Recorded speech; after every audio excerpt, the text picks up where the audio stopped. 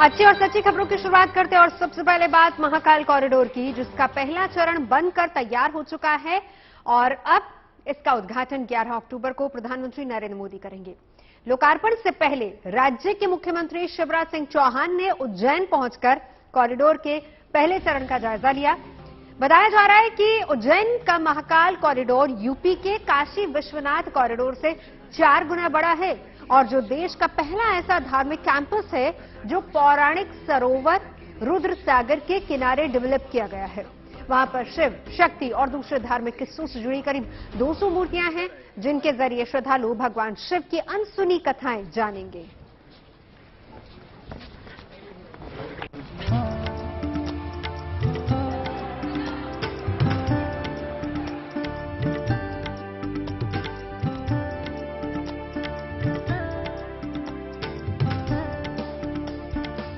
रुद्र सागर के किनारे पर मौजूद भगवान शिव की ये अलौकिक प्रतिमाएं और दीवारों पर शानदार नक्काशी, जो एक ही नजर में किसी का भी मन मोह ले। दिन रात की कड़ी मेहनत के बाद महाकाल कॉरिडोर के पहले चरण का काम पूरा हो चुका है, जिसकी भव्यता उज्जैन की खूबसूरती को 4 चांद लगा रही है। क्षिप्रा नदी के किनारे बसे इस उज्जैन शहर में वैसे तो भक्तों का तांता साल भर लगा रहता है। श्रद्धालु बाबा महाकाल का विशेष श्रृंगार और उनकी भस्म आरती देखने के लिए देश के कोने कोने से हर रोज उज्जैन आते हैं। मगर अब महाकाल की नगरी में बनाए गए इस कॉरिडोर के जरिए भक्त भगवान शिव की अनसुनी कथाओं को भी जान पाएंगे। अगले महीने की 11 तारीख को इसका लोकार्पण होने जा रहा है, जिसके लिए खुद प्रधानमंत्री नरेंद्र मोदी उज्जैन आ रहे हैं और यही वजह है कि लोकार्पण से पहले राज्य के मुख्यमंत्री शिवराज सिंह चौहान ने महाकाल कॉरिडोर के पहले चरण का जायजा लिया। 1 महीने के भीतर ये दूसरा मौका होगा जब प्रधानमंत्री मोदी मध्य प्रदेश के दौरे पर होंगे और इस बार वो महाकाल के भक्तों को कॉरिडोर की सौगात देंगे। मैं इस बात से संतुष्ट हूं कि पहले चरण के कामों का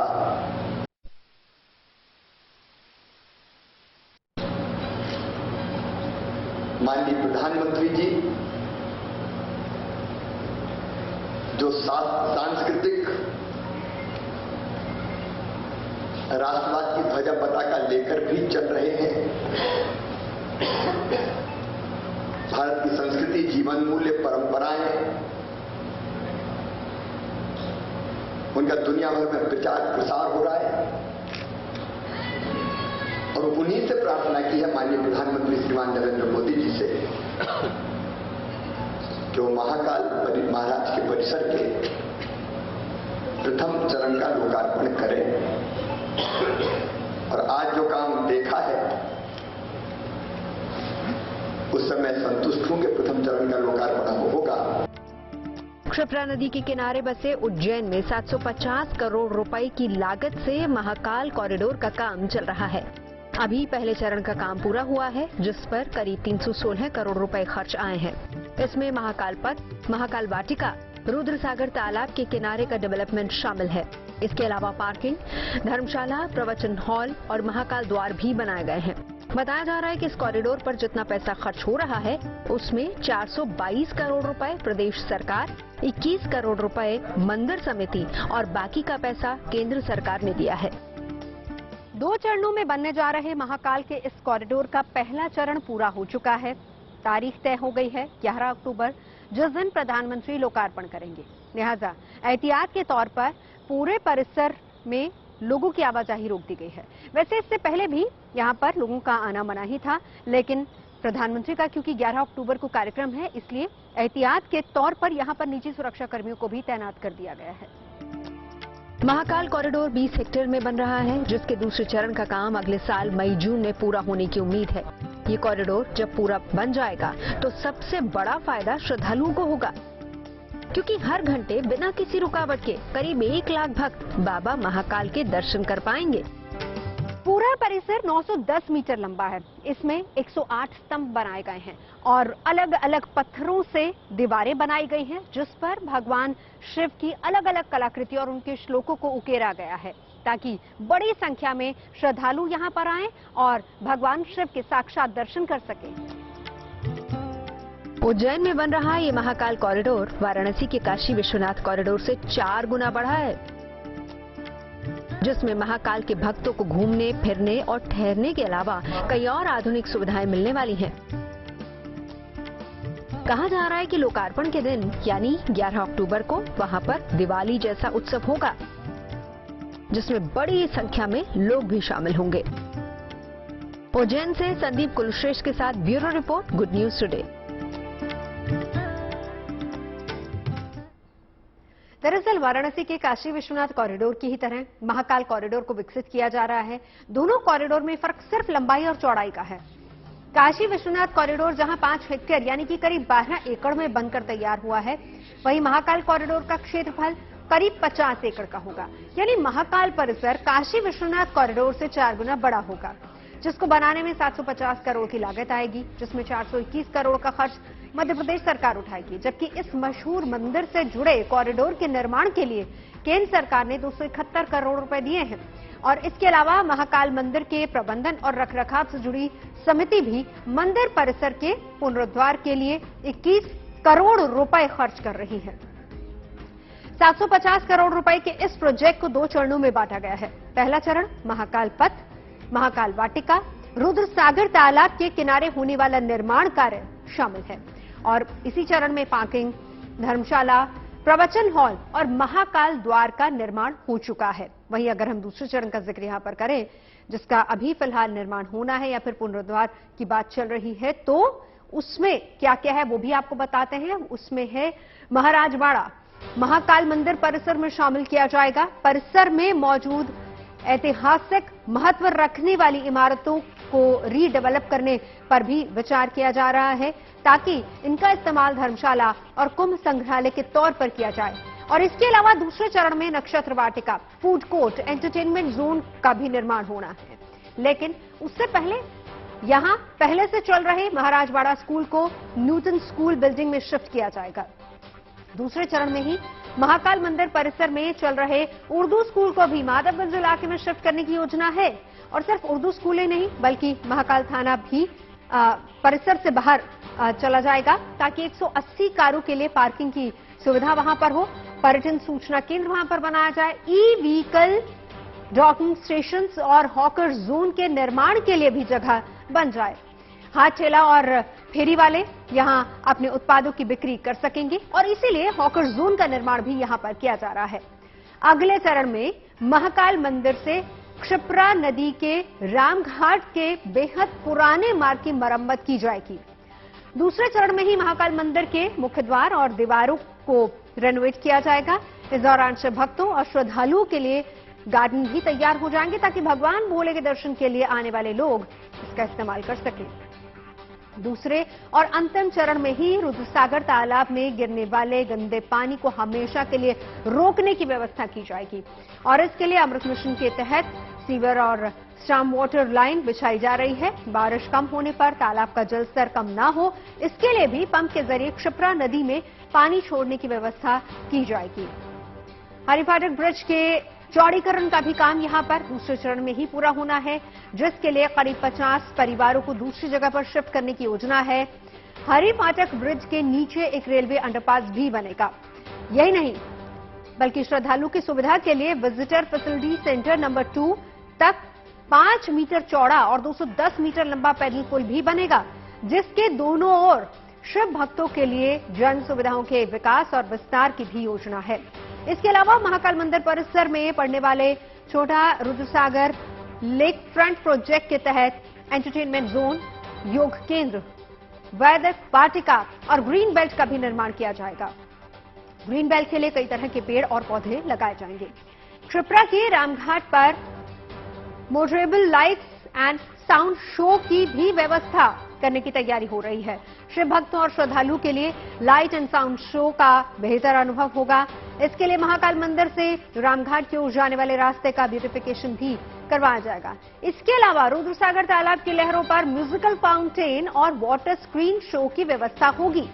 दूसरे चरण में ही बेगमबाग रोड को नए सिरे से विकसित किया जाना है और इसी रोड पर भी 50 कारों की क्षमता वाली पार्किंग बनाई जाएगी। इसी रोड पर मार्केट के लिए अलग से जगह बनाई जाएगी। दूसरे यानी कि अंतिम चरण में महाकाल मंदिर के पास मौजूद देवास धर्मशाला को तोड़ा जाएगा ताकि मंदिर में प्रवेश और निकासी के लिए एक नया रास्ता बनाया जा सके।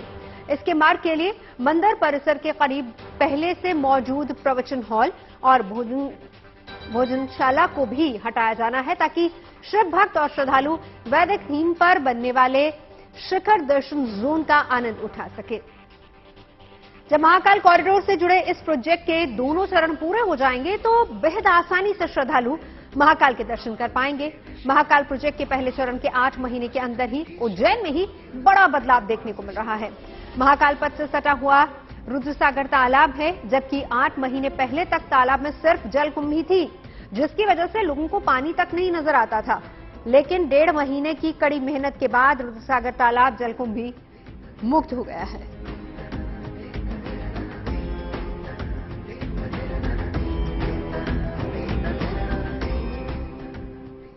और महाकाल के दर्शन के लिए हर साल लाखों श्रद्धालु जाते हैं, पूजा अर्चना के साथ ही दान भी करते हैं। मंदिरों में वैसे दान करने की हमारी पुरानी परंपरा रही है। वैसे मंदिर नहीं बल्कि सभी धार्मिक स्थलों पर लोग दान करते हैं। लेकिन क्या आपको अंदाजा है कि हर साल या कहीं कि एक साल में पूरे देश में दान की जाने वाली रकम कितनी होती है? सामान्य लोग 100, 200 या 500 का दान कर देते हैं। पैसे वाले अमीर लोग ज्यादा दान देते हैं। उद्योगपति करोड़ों में दान देते हैं। अभी हाल ही में मुकेश अंबानी ने 2 मंदिरों में 1-1 करोड़ से ज्यादा का दान दिया है। अगर हम इस तरीके से डोनेशन को जोड़कर देखें तो वो रकम कितनी होगी, चलिए मैं आपको बताती हूं। एक सर्वे के मुताबिक ये रकम करीब 24,000 करोड़ है। अशोक विश्वविद्यालय की एक रिसर्च में खुलासा हुआ है कि भारतीयों ने साल 2021-22 के दौरान 23,700 करोड़ रुपए दान किए हैं, जिसमें से सबसे ज्यादा दान मंदिरों या फिर दूसरे धार्मिक स्थलों को दिया गया। अशोक विश्वविद्यालय की यह रिपोर्ट 18 राज्यों के कुल 81,000 परिवारों से किए गए सर्वे पर आधारित है। और इस रिसर्च में ये बात भी सामने आई है कि भारतीयों ने कोरोना काल में यानी कि 2020 से 2021 के दौरान कुल 23,700 करोड़ रुपए दान दिए। इस दान की गई रकम में करीब 70% दान धार्मिक स्थलों को दिया गया, यानी करीब 16,600 करोड़ रुपए मंदिरों या फिर दूसरे धार्मिक स्थलों को दान के तौर पर दिए गए। मंदिरों के बाद सबसे ज्यादा दान भिखारियों को मिला। सर्वे के मुताबिक भारतीयों ने भिखारियों को करीब 3,000 करोड़ रुपए दिए हैं। दान देने के मामले में धार्मिक स्थल और भिखारियों के बाद परिवार, दोस्त या फिर धार्मिक संगठनों का नंबर आता है। लोगों ने करीब 2,000 करोड़ रुपए परिवार और दोस्तों को भी दिए हैं और इन सभी के अलावा गैर धार्मिक संगठनों को भी दान दिया गया। देशवासियों ने करीब 1100 करोड़ रुपए गैर धार्मिक संगठनों को दिए हैं और इस लिस्ट में एनजीओ समेत सामाजिक संगठन शामिल है। इस दौरान घर में काम करने वालों को भी दान दिया गया।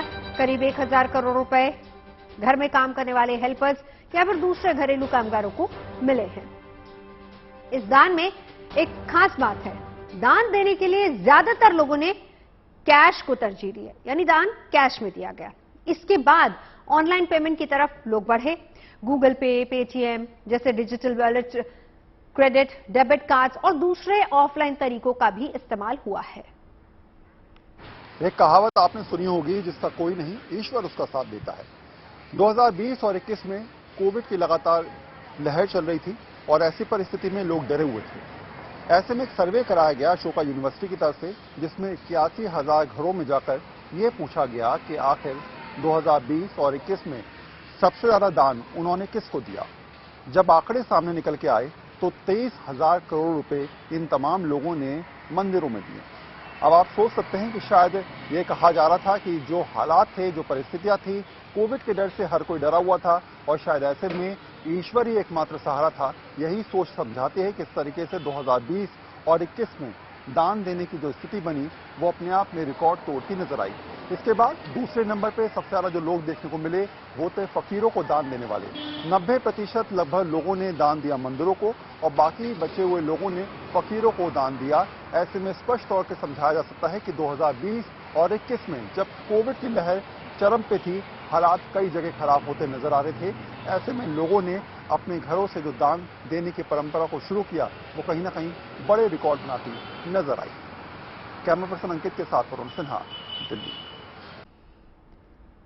भारतीयों को लेकर अशोक विश्वविद्यालय की रिसर्च में एक बड़ा खुलासा हुआ है और इस रिसर्च को किन लोगों के बीच किया गया, किस आधार पर ये आंकड़े सामने आए हैं, इन सवालों को जानने के लिए हमने अशोका यूनिवर्सिटी की रिसर्च डायरेक्टर स्वाति से बात की।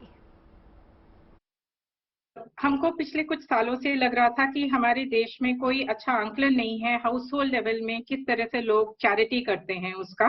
कुछ और स्टडीज हैं पर वो थोड़ा एलीट लेवल में है, इंग्लिश स्पीकिंग या इंटरनेट अवेलिंग जो लोग हैं। हमारी जो स्टडी एक्चुअली एक हाउस होल्ड सर्वे है और 85,000 हाउस होल्ड को सर्वे किया गया है उनके गिविंग बिहेवियर और गिविंग पैटर्न्स को समझने के लिए। तो ये आई थिंक सेक्टर के लिए बहुत अहम रिपोर्ट है। जो हमारा हाउस होल्ड सर्वे था उसमें से 87% लोगों ने बोला है कि उन्होंने किसी फॉर्म में डोनेशन किया है। तो ये काफी हाई है और ये देखकर काफी खुशी हुई।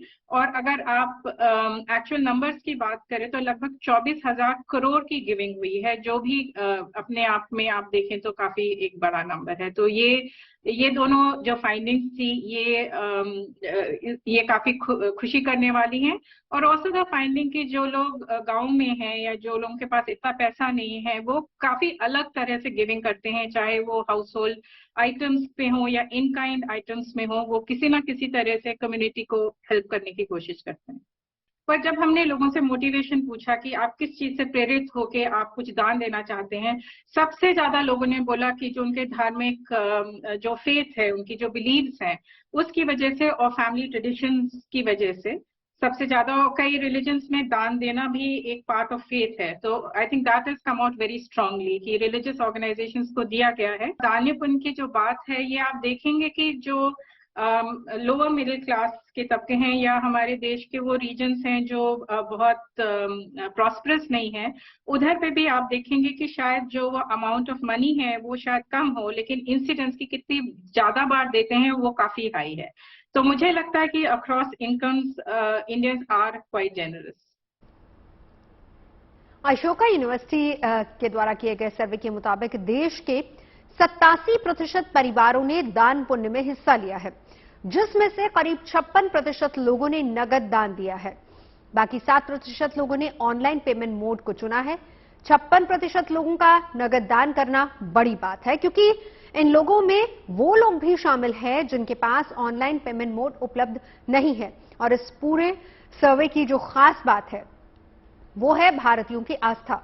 करीब 24,000 करोड़ के दान में सबसे ज्यादा भारतीयों ने धार्मिक संगठनों को दान दिया है। ऐसे में यह भी जानना बहुत जरूरी हो जाता है कि देश में ऐसे कौन कौन से मंदिर हैं जहां पर सबसे ज्यादा चढ़ावा चढ़ाया जाता है। देश के टॉप 10 धार्मिक स्थलों की अगर हम बात करें तो इस लिस्ट में सबसे पहला नाम आता है पद्मनाभ स्वामी मंदिर का। पद्मनाभ स्वामी मंदिर को देश का सबसे अमीर मंदिर कहा जाता है। ये भारत के केरल राज्य के तिरुवनंतपुरम शहर में स्थित है। अमीर मंदिर कहने की वजह है, असल में इस मंदिर में कई कीमती गहने हैं। इस मंदिर में 1 जनवरी 2021 से 30 दिसंबर 2021 तक दान पात्र में 833 करोड़ आए हैं। आंध्र प्रदेश में स्थित तिरुपति बालाजी मंदिर भारत का दूसरा सबसे अमीर मंदिर माना जाता है। इस मंदिर में हर साल भक्त 650 करोड़ रुपए से ज्यादा का चढ़ावा चढ़ाते हैं। शिरडी का साईं धाम मंदिर भी इस लिस्ट में तीसरे नंबर पर है। मंदिर में हर साल करीब 480 करोड़ रुपए का दान आता है। इसके अलावा जम्मू का वैष्णो देवी मंदिर देश के सबसे अमीर मंदिरों की लिस्ट में शामिल है। हर साल इस मंदिर में करीब 500 करोड़ रुपए का चढ़ावा चढ़ाया जाता है। मुंबई का सिद्धिविनायक मंदिर भगवान गणेश का बेहद प्रसिद्ध मंदिर है। यहां हर साल फिल्मी हस्तियों से लेकर आम लोगों तक आते हैं। रिपोर्ट्स की माने तो हर साल यहां करीब 125 करोड़ रुपए का चढ़ावा चढ़ाया जाता है। मदुरई का मीनाक्षी मंदिर देश के उन चंद मंदिरों में शामिल है जहां पर रोजाना 20 से 30 हजार भक्त दर्शन के लिए आते हैं और मंदिर में सालाना करीब 6 करोड़ रुपए का चढ़ावा आता है। सबरीमाला अयप्पा मंदिर भी देश के अमीर मंदिरों की सूची में शामिल है। प्रशासन के मुताबिक यात्रा सीजन में इस मंदिर को करीब 230 करोड़ रुपए की कमाई होती है। इसके बाद वाराणसी का काशी विश्वनाथ देश के सबसे प्रमुख मंदिर स्थलों में से एक है। यहां हर साल 30 लाख से ज्यादा घरेलू और 2 लाख विदेशी पर्यटक आते हैं दर्शन करने के लिए। इस मंदिर में सालाना 4 से 5 करोड़ रुपए तक का चढ़ावा चढ़ाया जाता है। मीनाक्षी मंदिर के बाद पुरी में जगन्नाथ मंदिर भारत के सबसे अमीर मंदिरों में से एक है। यहां न केवल देश बल्कि दुनिया के कोने कोने से भक्त आते हैं और यही वजह है कि दान भी यहां पर बहुत ज्यादा दिया जाता है। जगन्नाथ मंदिर में करीब 1 करोड़ 460 लाख रुपए चढ़ावा चढ़ाया जाता है। तो जगन्नाथ मंदिर के बाद अगर हम बात करें तो गुजरात के सोमनाथ मंदिर का भी जिक्र होता है। सोमनाथ मंदिर को गुजरात का एक प्रसिद्ध मंदिर के तौर पर माना जाता है। भगवान शिव के 12 ज्योतिर्लिंग में से एक है। सोमनाथ में हर साल करोड़ों का चढ़ावा चढ़ाया जाता है। तो धार्मिक स्थलों के बेहतर संचालन के लिए दान को लेकर नियम बनाए गए हैं। जिन मंदिरों का संचालन सरकार के हाथ में होता है उनका पैसा मंदिर के विकास और देश की विकास योजनाओं में उपयोग किया जाता है। करंट टैक्स रूल को देखें तो धर्मार्थ या फिर धार्मिक ट्रस्टों की संपत्ति से होने वाली आय कुछ शर्तों के साथ कर मुक्त भी होती है। देश के 9,000 ऐसे मंदिर हैं जहां पर लगभग 400 मंदिर सरकारी नियंत्रण में आते हैं और कई राज्यों के मंदिर दान को लेकर अपने नियम अलग से बनाए हुए हैं। अगर हम इसी लिस्ट में तमिलनाडु की बात करें, तमिलनाडु में ऐसा कानून है कि मंदिर में चढ़ाए जाने वाला चढ़ावा मंदिर के बैंक खातों में जमा किया जाता है। इसमें 14% सरकार द्वारा प्रशासन शुल्क के रूप में लिया जाता है और 4% ऑडिट शुल्क के तौर पर लिया जाता है। करीब 4 से 10% के बीच आयुक्त कॉमन गुड फंड्स के तौर पर उपयोग में लाया जाता है। इसके अलावा पैसा सरकार द्वारा संचालित विभिन्न योजनाओं में भी लगाया जाता है। इसी तरह के कानून को कई राज्यों में लागू किया गया है। इसमें कर्नाटक है, आंध्र प्रदेश है, तेलंगाना शामिल है, जो राज्य सरकारों को वैट टेम्पल या फिर केवल प्रशासनिक उद्देश्यों के लिए मंदिर की आय का उपयोग करने के लिए सशक्त बनाते हैं। आपने अब तक 2 राज्यों के बीच सीमा विवाद के बारे में सुना होगा। आपने कावेरी नदी के जल को लेकर कर्नाटक और तमिलनाडु के बीच खींचतान के बारे में सुना होगा। पश्चिम बंगाल और ओडिशा के बीच रसगुल्ले को लेकर हुई जंग के बारे में भी आपने जरूर सुना होगा। लेकिन किसी जानवर को लेकर देश के 2 राज्य आमने सामने आ जाए, ये पहली बार हो रहा है। जॉयमाला नाम की हथनी को लेकर तमिलनाडु और असम में विवाद इतना बढ़ गया कि मामला गुवाहाटी हाईकोर्ट तक पहुंच गया। पूरा बखेड़ा पेटा यानी people for the ethical treatment of animal की एक रिपोर्ट के बाद शुरू हुआ, जिसमें यह दावा किया गया कि 2011 में असम से लीज पर ली गई जॉयमाला के साथ तमिलनाडु में क्रूरता हो रही है। इस रिपोर्ट में हथनी जॉयमाला को तमिलनाडु के एक मंदिर में बंधक बनाकर रखे जाने का भी दावा किया गया, जिसके बाद असम सरकार ने तमिलनाडु सरकार से जॉयमाला को वापस लौटाने की मांग की, जिस पर तमिलनाडु सरकार ने ऐसा करने से मना कर दिया। जिसके बाद असम सरकार ने गुवाहाटी हाईकोर्ट का दरवाजा खटखटाया और अपनी याचिका के जरिए जॉयमाला को वापस असम लाने की इजाजत की अपील की। जॉयमाला एक हाथी है जिसको असम से लेकर यहाँ पे श्रीविल्लीपुतूर का एक मंदिर को गिफ्ट हुआ था।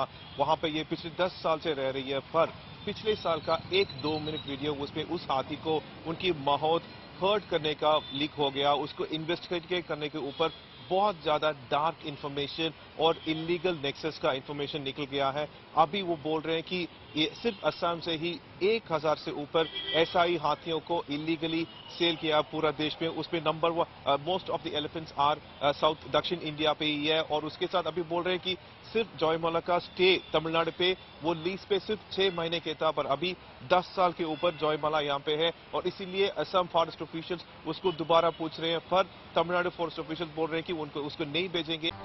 खबरें सच्ची होनी चाहिए, अच्छी खुद ब खुद लगती है। Navjot Randhawa signing off. आप सुनते रहिए गुड न्यूज, देखते रहिए गुड न्यूज।